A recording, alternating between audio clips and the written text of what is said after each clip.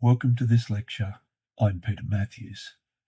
Traditionally, we have taught Sonnet 17 continues from Sonnet 16 on our argument over poetic immortality, where future scholars will consider the poems are lies, and instead he should procreate and be preserved in both being poetic and in his offspring. I spent almost 30 years studying the sonnet, and I discovered the actual source documents used by the poet. So today I'll reveal what this sonnet really means, and it will surprise quite a few viewers. With a recent update on my software in the last couple of days, I decided I'd have a go at reading the sonnet myself. Here I put down the left-hand side the original sonnet as it was written, and on the right-hand side this is my corrected sonnet. So I'll read it. Who will believe my verse in time to come, if it were filled with your most high deserts? Though yet heaven knows it is but as a tomb, which hides your life and shows not half your parts. If I could write the beauty of your eyes, and in fresh numbers number all your graces, the age to come would say, this poet lies. Such heavenly touches ne'er touched earthly faces, so should my papers, yellowed with their age, be scorned like old men of less truth than tongue, and your true rights be termed a poet's rage, and stretched mitre of an antique song. But was some child of yours alive that time, you should live twice, in it and in my rhyme. Who will believe my verse in time to come, because it is filled with secret codes of names of God that will blow your mind? Because it's taken directly from one of the two main source documents, in this case Zohar 1:54a, where Rabbi Shimon said, it came to pass, and I'll put the Hebrew up on the screen, at the end of days, speaking literally of Genesis 6:13. It came to pass at the end of days. Now remember that as we get into the later part of the sonnet. And where God said to Noah, I have decided to destroy all living creatures, for they have filled the earth with violence. Yes, I will wipe them all out along with the earth. I think this is a bit of a lesson for us today, because we're seeing nation rise up again and again throughout history. It needs to stop. Seek peace. But Emilia comprehended Rabbi Shimon's wisdom, where she teaches that Satan will be released upon the world in the end of days, and all life on earth will cease to exist in its current form. Note the words in its current form. Because the righteous will ascend, and we will become part of his kingdom. And those who are not will be judged at the end of days. You don't want to be one of them. What an opening to Sonnet 17. That's from the source documents. In Kabbalah, the Hebrew letter Pei reflects a divine order, a completeness, and a congregation that will result, versus the immaturity of 17. Well, it's 3 below 20, which in ancient times was adulthood. And what those immature choices might convey upon a nation, including the likes of Haman. We all remember the story in Queen Esther and Haman. The Amalekites, it's speaking of corruption and slaughter. Thus, pei refers to the lower creatures who utter songs and hymns, for my mouth is filled with your praise, declaring your splendor all day long. Psalm 71:8. Now, I'm going to expound a little bit of this before we start delving into the sonnet, because you'll see where this comes in just a few moments. In Sonnet 17, we're dealing with the first corruption upon the earth, in the land of Nod, where Cain was banished for killing his brother Abel. This is where the Nephilim were born to the fallen angels. Although they weren't angels as such, they were watchers. And their names were Uzzah and Azazel. And it's in Genesis chapter 6. Uzzah is we use the word angel loosely, but he is the watcher of the Egyptians. And Azazel is referred to as the king of the west. That should frighten you a little if you know a little about Azazel. These two tried to rape Naamah as a girl, who was the daughter of Lamech, who escaped, and Uzzah and Azazel were banished to a deep cavern in the mountains of darkness beyond the river Sambation, the very same place the 10 lost tribes of Israel are said to dwell, according to mythology, or depending on what you view as mythology and what's not. This is where Joseph and his 2 sons, Ephraim and Manasseh, are said to have been buried in Shechem, in the land of Manasseh, the land of the Bassano family lineage, who descend from Rabbi Machir ben Yehuda Zakkai Nasi, who can be traced all the way back to Manasseh. So it was something that it really meant something to Emilia Bassano. This place is the real earth tomb of Joseph. But to put the riddle together, we have to read the 2 works, Sonnet 17 and Salve Deus Rex Judeorum, where Emilia Bassano wrote referring to her commentary of the Zohar in the sonnets. And I'll read that for you now. Thus honourable Joseph is possessed of what his heart and soul so much desired, and now he goes to give that body rest, that all his life with griefs and pains was tired. He finds a tomb most rarely blessed, in which was never creature yet interred.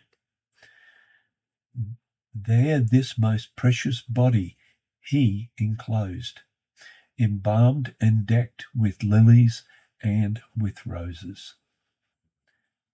Beautiful, that last part, and embalmed and decked with lilies and with roses, connecting back to the earlier sonnets that we've discussed so much.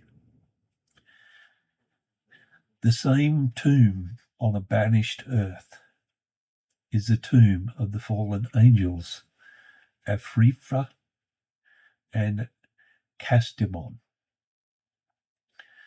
And I use that loosely too.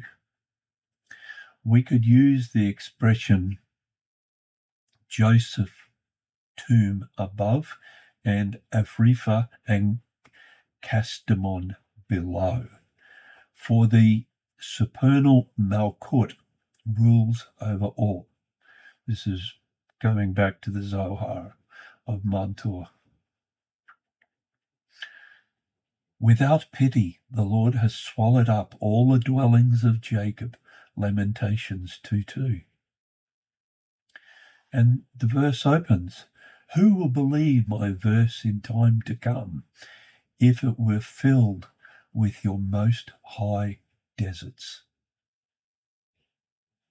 The place where Joseph and his sons were buried is Shechem in modern Nablus, near the ancient site of Balata, in the most high desert, a mountainous desert region of Samaria in ancient Israel.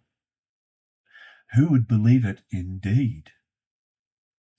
It hides your life, she writes in the sonnet, or hides the tomb, but not the Kabbalistic meaning behind the tomb, and shows not half your parts from the sonnet, also referring to the Kabbalistic meaning.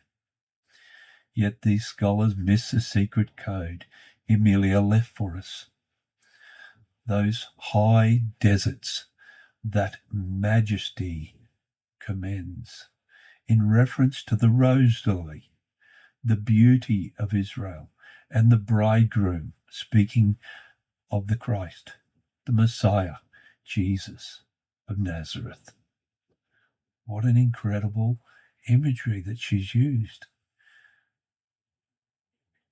If I could write the beauty of your eyes, she goes on, it's a reference to the beauty of Israel, who according to the Sefer Yetzirah speaks of the 7 archangels that guard the gates in the body of male and female, or the left and the right side of the tree of life. 2 eyes, 2 ears, and the mouth, and the 2 apertures of the nose. And that's what the Sefer Yetzirah tells us. The left eye in the body is reigned over and crowned by Bet, the Hebrew letter Bet, to bring life. And the right eye is reigned over and crowned by Gimel, to bring peace. When Eve gave birth to Cain, she said, "With the Lord's help I have produced a man." Genesis 4:1. Zoharic Midrash Hanelim 19c. Now this is the other primary source document. There is Zoharic and the Zohar of Montua. So Zoharic Midrash Hanelim 19c explains that we should fervently study this verse, Genesis 4:1, and understand the deep mysteries as a companion, as the meaning is only entrusted to the pious who are given wisdom.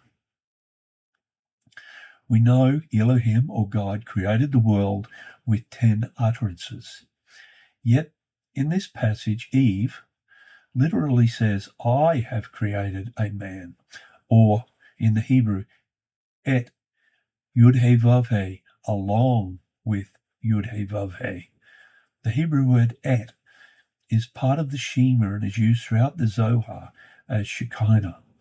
And Yud-He Vav-He is also used to represent, it's the name of God himself, is used to represent Tiferet, or Christ, a union of matrimony.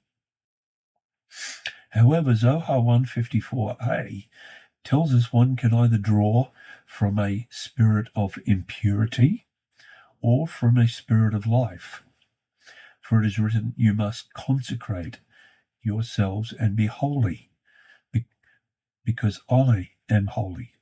For I, the Lord, am the one who brought you up from the land of Egypt, that I might be your God."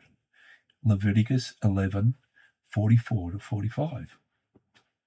So Emilia laid out the clues for the astute scholars to find, but not a single person realized what she really meant by these lines.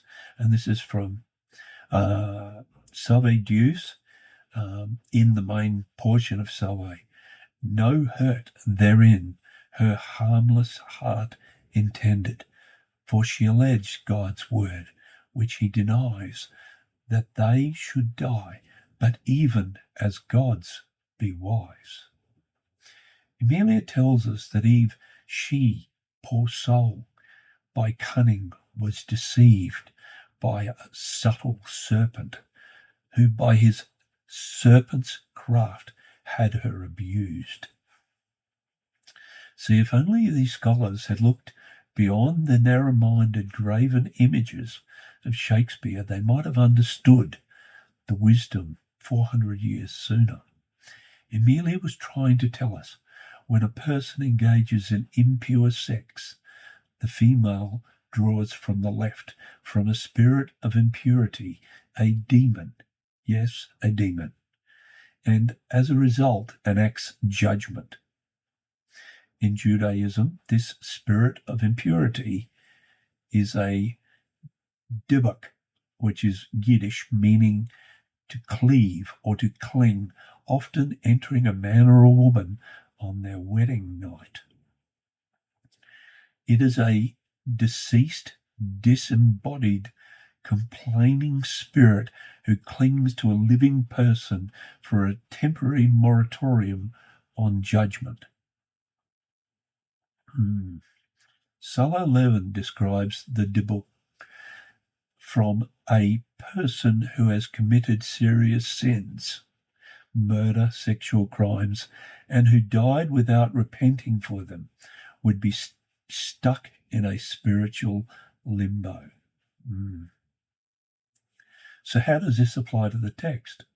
Well, Zohar tells us if the newly married woman engages in pure sex as God intended, consecrated unto God, then she draws from the right side of the tree of life, meaning she creates a human being at Yud He Vav He along with Yud He Vav He.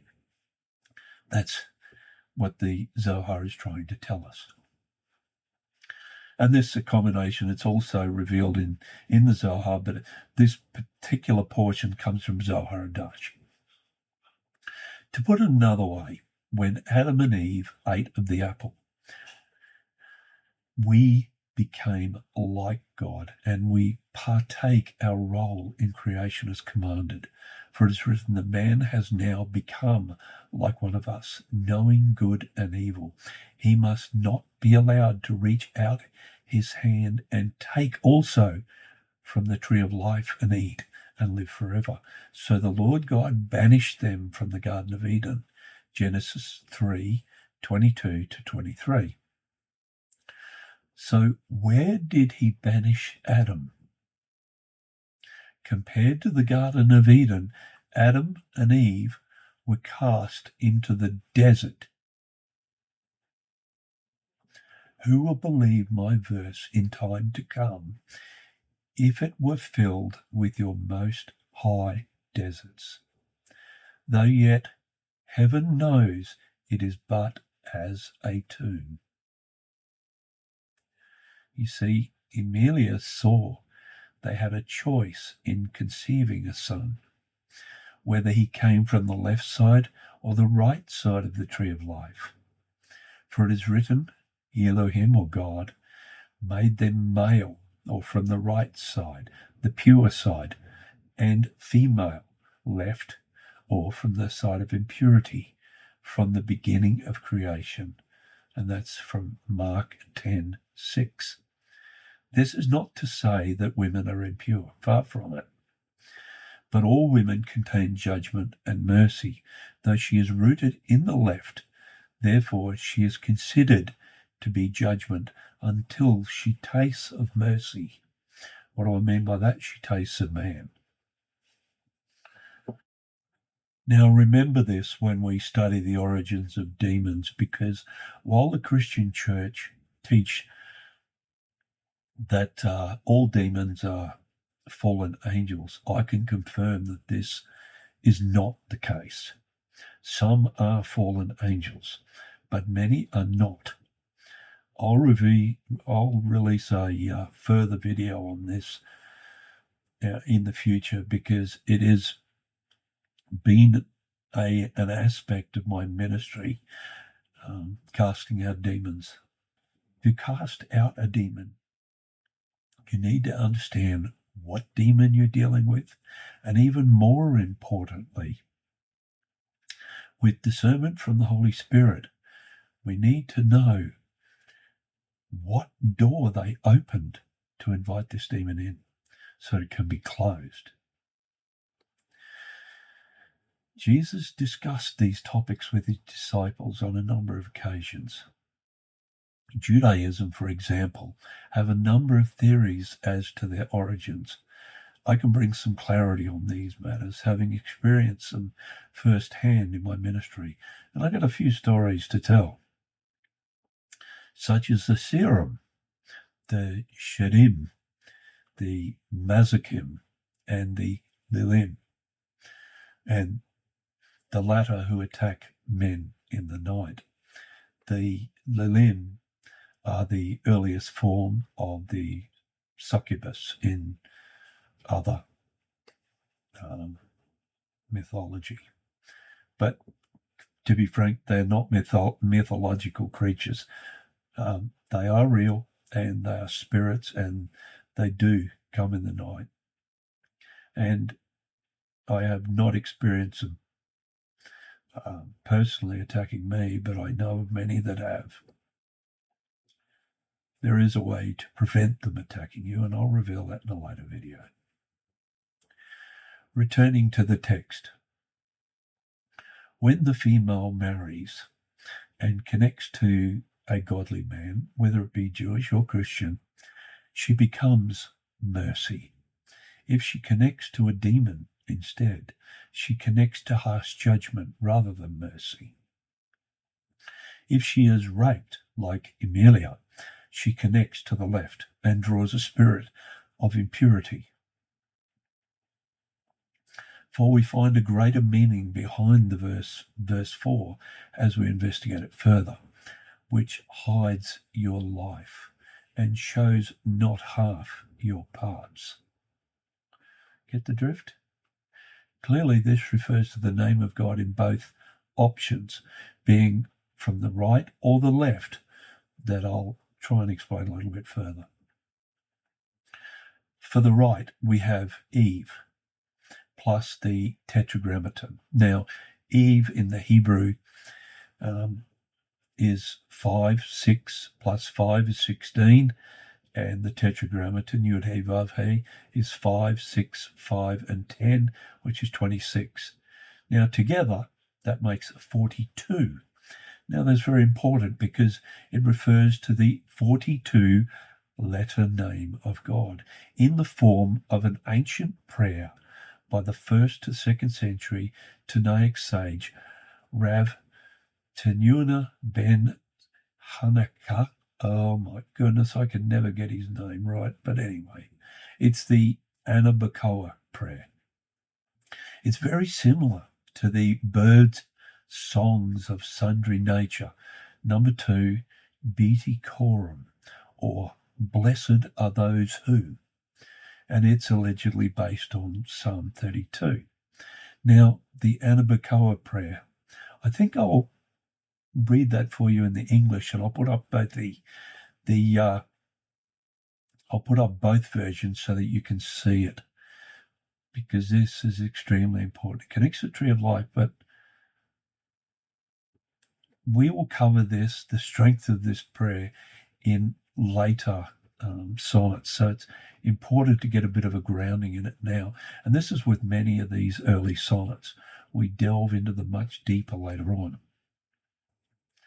So Hesed, we beg thee with the strength and greatness of thy right arm. Gevurah, accept your people's song. Elevate and purify us. Tiferet, please, heroic one, those who pursue your uniqueness, guard them as the pupil of an eye. Netzah, bless them, purify them, pity them, may your righteousness always reward them. Hod, powerful and holy one, in goodness lead your flock. Yesod, unique and proud one, To you, people turn, who remembers your holiness. Malkut, accept our cries and hear our screams, O knower of mysteries.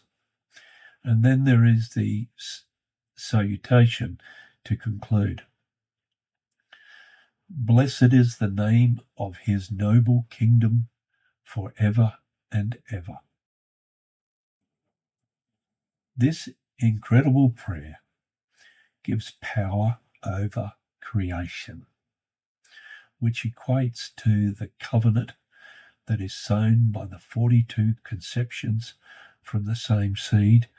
So is the holy name of the creation sown. Basically, this is the key to open gate 22. It is 50 gates to reach Bina, which I've discussed already. And that's 50 levels or rungs we must climb, like Moses climbing Mount Sinai.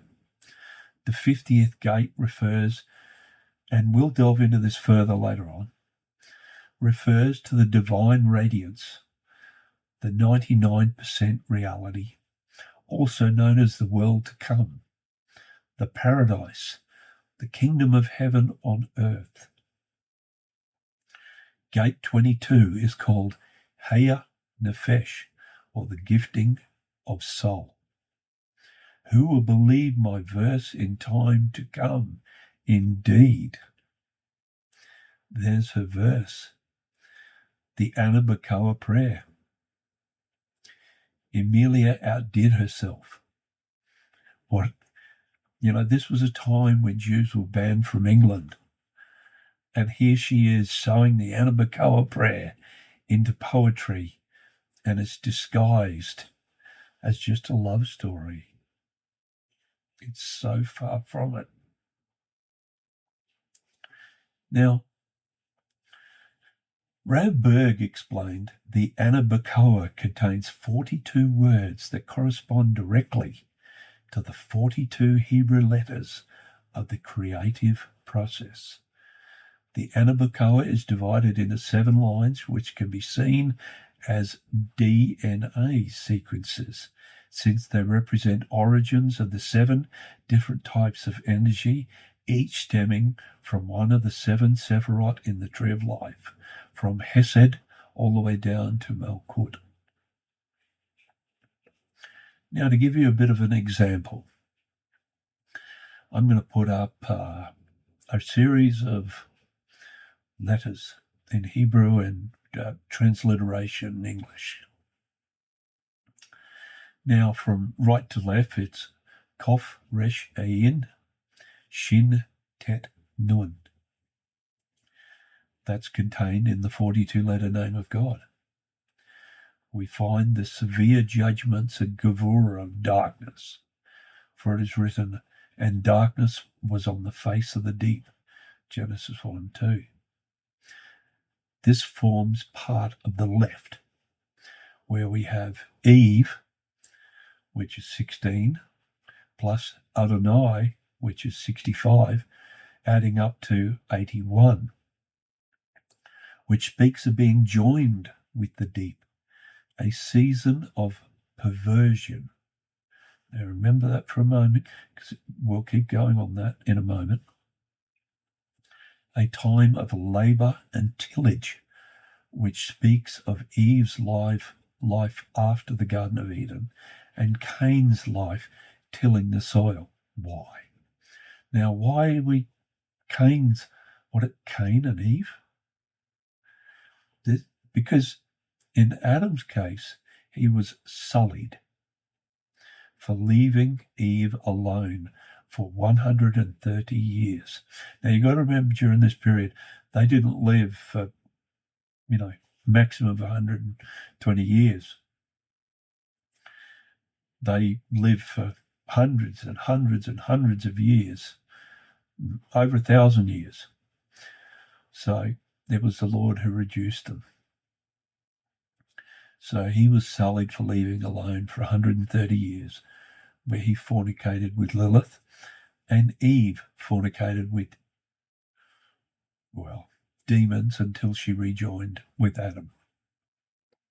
This is what the Zohar tells us. This is why God said, "Do not defile yourself by touching them," Leviticus 11:43. Speaking of serpents, because they defile your temple. Zohar 1:54a tells us that the serpent injected slime into Eve, and when she had sex with Adam, she had two sons, the first from the side of impurity and the second from the right. Hence the reason Cain was full of rage and rose up to kill his brother Abel. This is where the series of letters, if we reverse them, arise. For these same letters can be reversed to break the cycle of severe judgment of Gevurah over our lives. When we pray the prayer, the Anabakoa prayer, and we are enacting each of the Sephirot in our lives and engaging each of, or basically the angels of the Sephirot to come to our rescue. Now, to understand the next passage, we must return to Zohar 1:55a, where after the 130 years of whoring with Lilith and jealous of Eve's evil partners, Adam bore another son with Eve called Seth. He was engendered with the mystery of the consummation of letters, for God granted another righteous seed in place of Abel. Zohar Dash, Midrash Hanelim 19c, tells us that Eve repented, knowing that she had committed sins against the Lord, thereby drawing from the right. This is where Emilia referred to one of the oldest Zoharic manuscripts in history, the Sefer Yetzirah, where he set the 22 letters as a foundation. And I might read this part, and I'll put it up on the screen.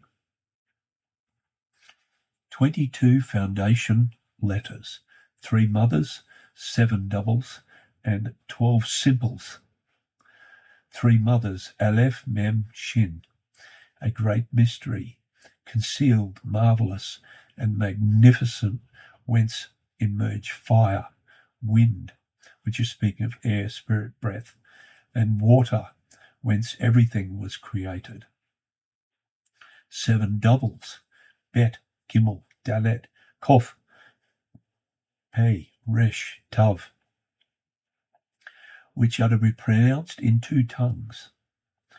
Now, I can't do the 2 tongues very well, but I'll have a go. Bet, Vav, Gimel, and then we go Gimel, Dalet, Talet, Kof, Kof, Pei, Fei, Resh, and Resh, Tav, Thav. It's a pattern of hard and soft, strong and weak. The doubles represent the contraries, or basically synergies. The opposite of life is death. The opposite of peace is evil or harm. The opposite of wisdom is foolishness. The opposite of wealth is poverty. The opposite of fruitfulness is barrenness. The opposite of grace is ugliness. The opposite of dominion is slavery. Now we need to grasp this, because the Basanos taught that each Hebrew letter is a signpost to communicate to humanity and lead us into the path of the just, or in the Hebrew it is the path of the Tzaddikim, the righteous. They not only help us understand creation, but they help us influence elemental powers in creation. What do I mean by elemental powers? Angels and demons. We saw in the Sefer Yetzirah that these doubles represent the contraries of good and evil. blessing and poverty. We are told in Sefer Yetzirah 2.5 that these 22 letters are placed upon a wheel, literally wheels of a chariot consisting of angels. Oh, I'm struggling my nose. It's absolutely freezing here. For my US friends, it's the middle of winter, and I live in a little country town right up the top of a mountain in Queensland, Australia. But it's the coldest town in Queensland, and it's absolutely freezing today. Oh, anyway, I'll get back to it. Even with this on, I've got a white t-shirt on underneath this, and I'm still freezing. Oh, back to this Sefer Yetzirah.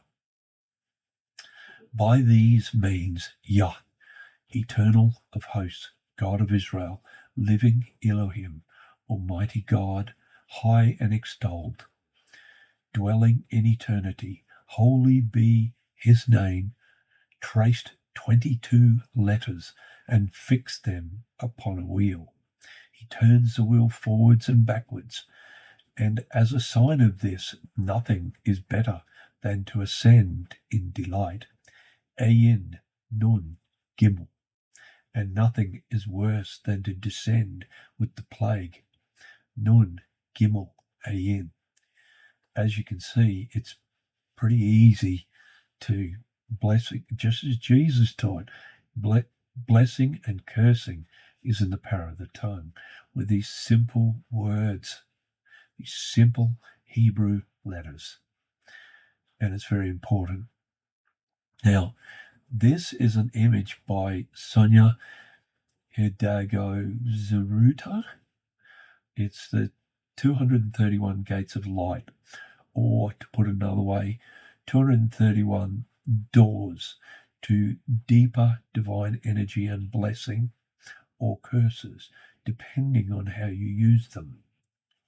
These 22 letters were strung out around the wheel, adding to them the 10 utterances of Elohim in creation, and they form around the circumference to form 231 gates, where all the words and all the angels and demons emanate from this one 32-letter name. We'll speak more on this in later sonnets. But you can see where Emilia is drawing her wisdom from. We'll now investigate the wonderful verses in the sonnet where Emilia left us to fathom the depths of her wisdom.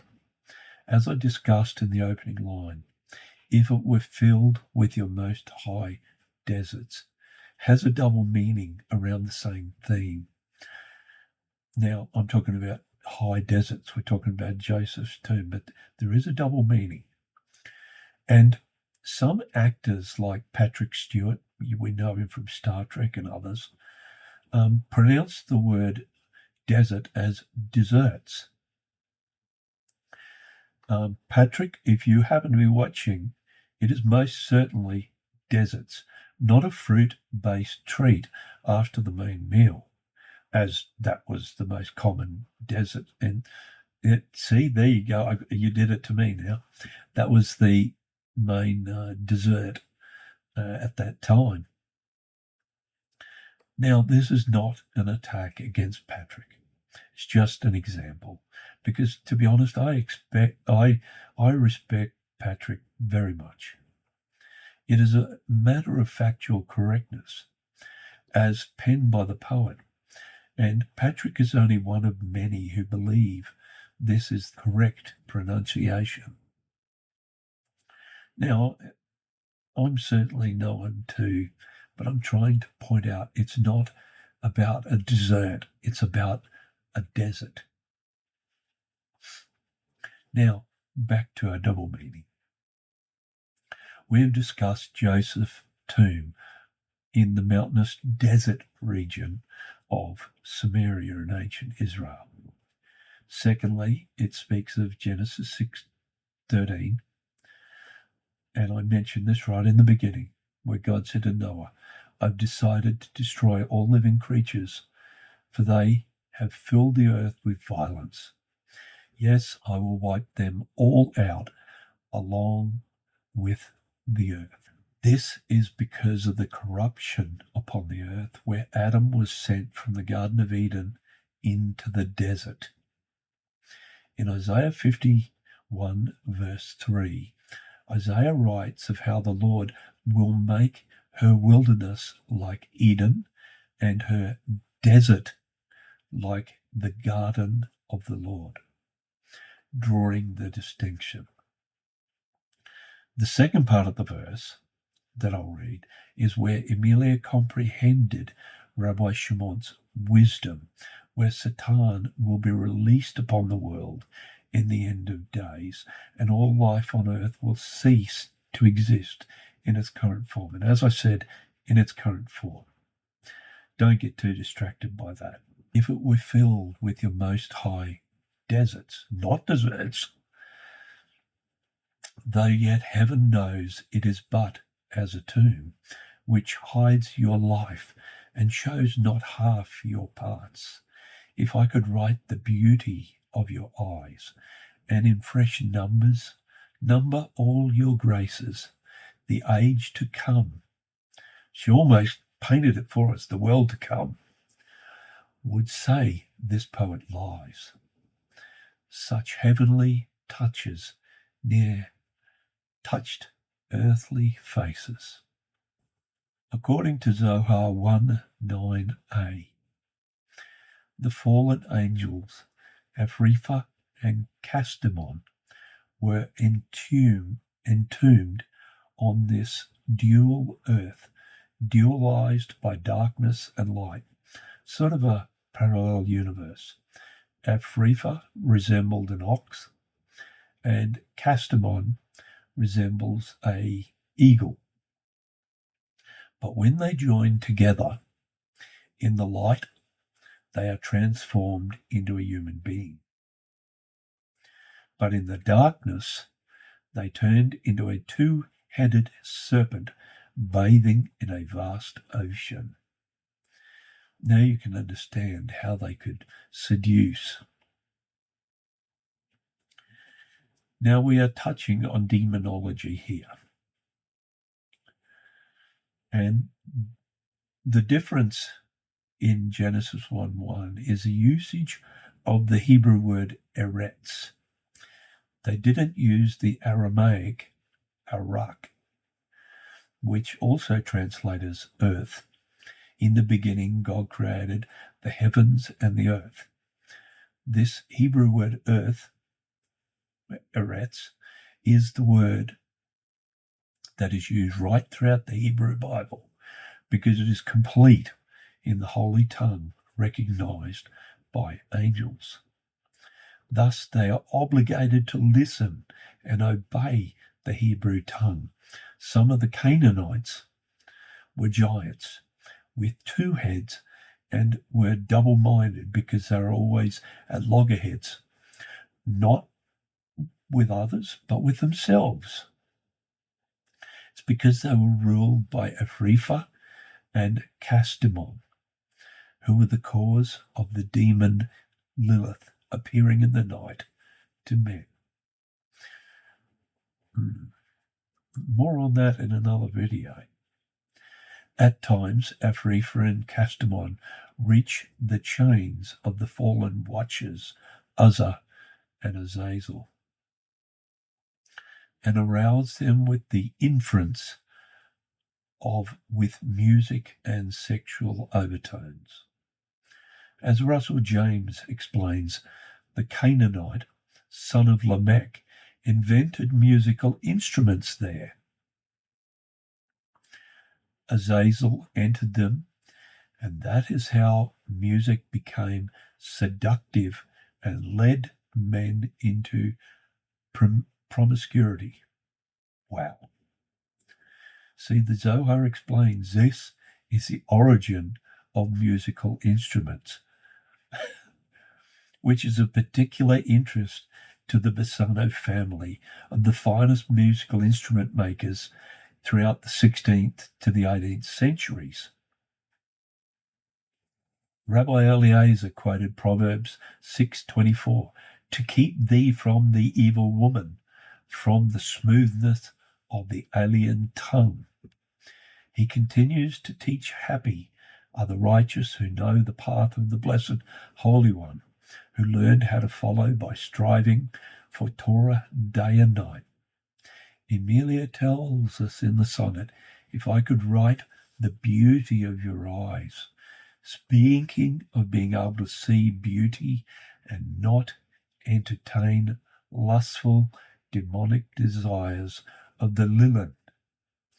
Now, the Lilith are demonic spirits, often a darkened, ghostly appearance of a young woman that men tend to see in the night next to their bed.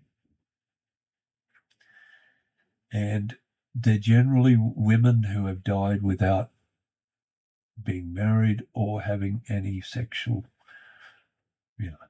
I think you get the picture. Proverbs 3:16, "She offers you long life in her hand and riches and honor in her left." This is your true rights as a child of Abraham. For Psalm 140, 1-3 says, "O Lord, rescue me from evil people.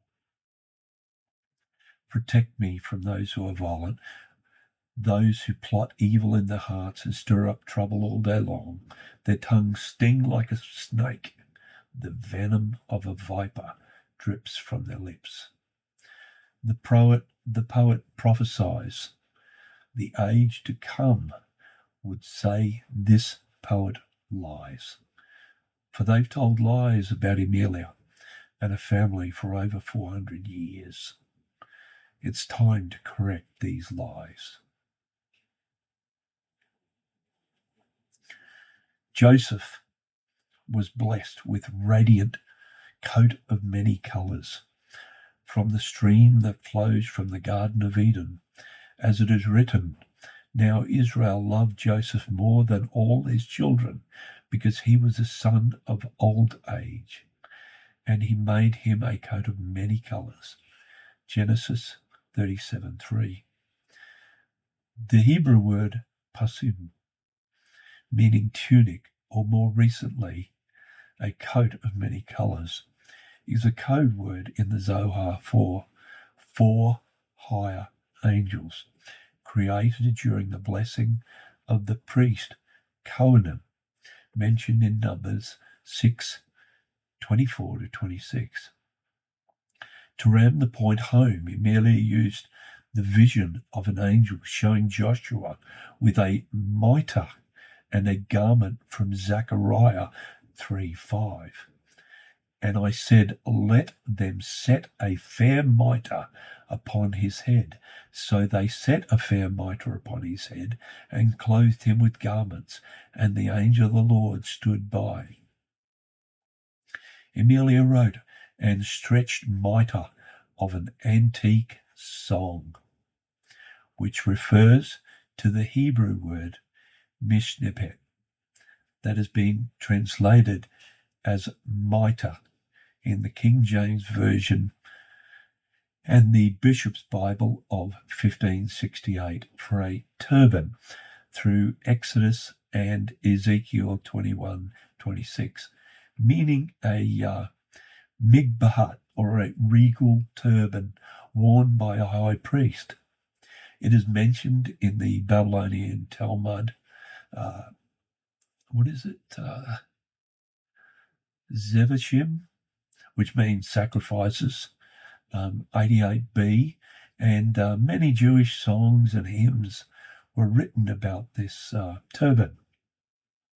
The vision of Joshua was about Emilia's family of high priests who would follow Joshua.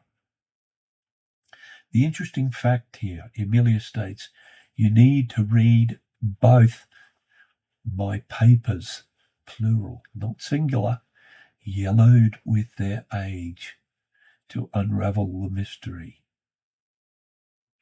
She put it all there. We just missed it. Amelia was absolutely brilliant, far before her time.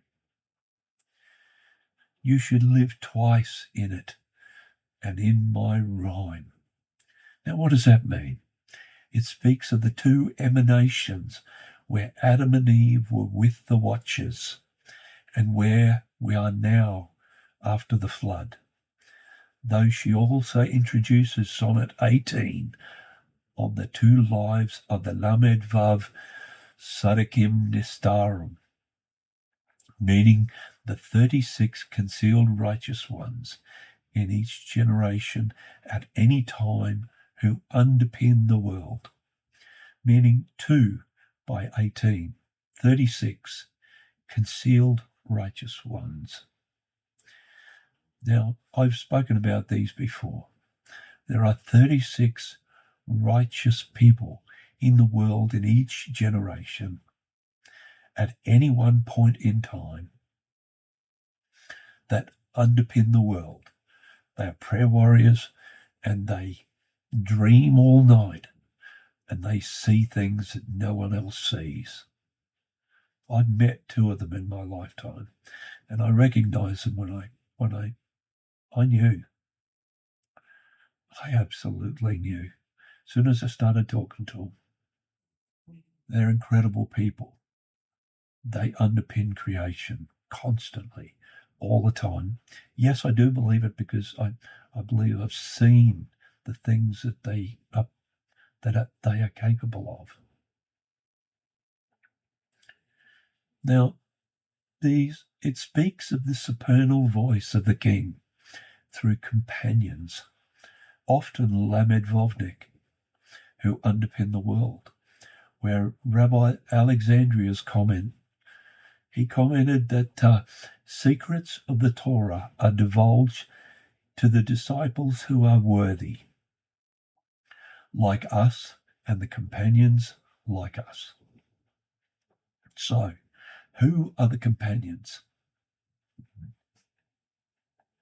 Who are the companions? The companions are the righteous who become companions of Shekinah and those companions under her. During the night, they offer study sessions on Torah to other companions, laying out the speech of the king. Their rhyme, their lines extend through the earth. Psalm 19, 1-4. Emilia Bassano Lanier was a noble woman who still outsmarts thousands of scholars around the world 400 years later. Now that's a legacy to behold. There are still 2 more sonnets in fair youth, despite all the conjecture. Then we will move on to Lek Leka, meaning get up and go. Emilia skipped the portion on Noah, dealing with the righteousness of men. That in itself proves Shakespeare's sonnets were not penned by a man. Thanks for watching.